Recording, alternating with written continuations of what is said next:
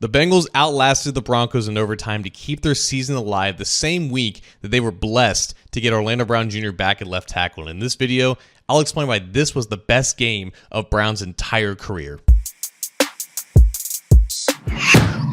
Hi again, Bengals fans. John Sheeran of A to Z Sports Cincinnati here, and there are just so many different directions that I could take to talk about this game. We talked about how Joe Burrow will be in the MVP conversation if the Bengals keep winning, and he certainly proved that against the NFL's best passing defense. T. Higgins saved the best game of his career for what could be the last home game he has as a member of the Cincinnati Bengals, and he turned a fumble with 5 minutes left in the game into an afterthought after he caught the game-winning touchdown and an impressive 31-yarder that led to that point. Hell, we could even talk about how the defense gives up a miraculous Hail Mary and once again fails in the most critical moments of the game, but manages to step up in overtime and give the Bengals offense a chance to go and win the game. All of that is being said by everyone covering the Bengals right now, so I want to give this specific story the coverage that it deserves. Orlando Brown Jr. may have had the best game of his career, and he did it while playing hurt. Arguably the best and strongest part of this Denver Broncos roster is their front four and how effective they've been at rushing the passer this season. Joe Burrow certainly experienced that as he was sacked 7 times,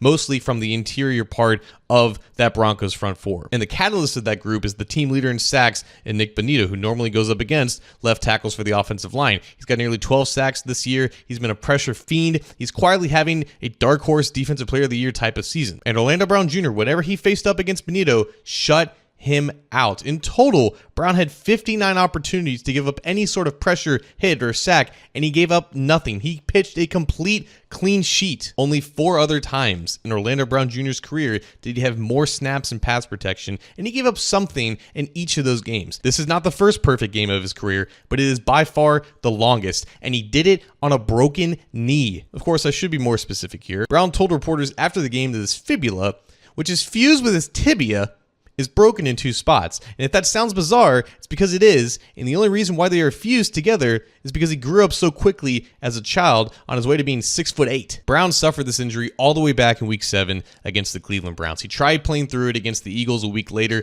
but he made it worse and ended up taking him out for several weeks. Mind you, he'd only missed 1 game in his entire career leading up to this point, so missing out on several consecutive games is a complete foreign concept to him. He tried playing through it against the Steelers a couple weeks ago, but he still could barely make it through that game, so he missed another 3 games only to return Saturday night in a must-win game against a ferocious pass rush that clearly gave the rest of the Bengals offensive line plenty of fits, and he played the best possible game. I know I've made a habit on here to say that this Bengals team is really only 4 players: Joe Burrow, Jamar Chase, T. Higgins, and Trey Hendrickson, but when Orlando Brown Jr. has been healthy this year, he has been truly elite. He has looked like the Kansas City Chiefs and Baltimore Ravens version of the player that the Bengals signed to a massive deal a year ago. And for him to do what he did on a very unstable leg against a very dangerous pass rusher is nothing short of remarkable, and is one of the many reasons why we get to watch meaningful Bengals football in Week 18.